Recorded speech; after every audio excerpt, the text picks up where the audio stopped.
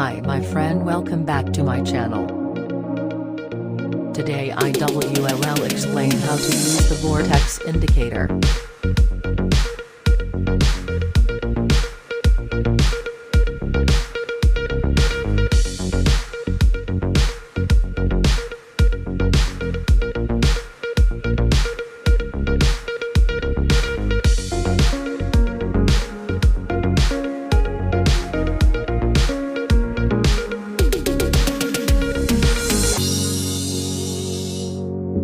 What is a Vortex indicator?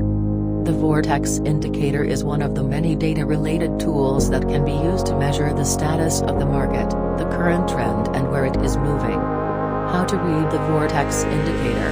As we already said, the Vortex indicator consists of two lines.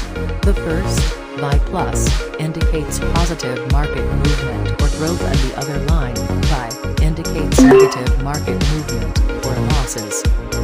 If we look at the chart, we can see that there are times when two lines meet. If we are in a phase where things look bullish, the plus Y line will go up, and if we are in a phase where things look bearish, then the Y line will go up. One line of the Vortex indicator identifies a positive price movement, plus Y, and the other line is negative, Y.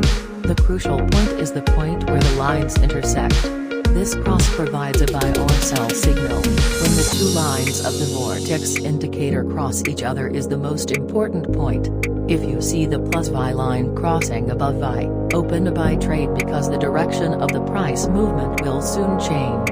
If plus Y crosses below Y, then it is a signal to open a sell trade.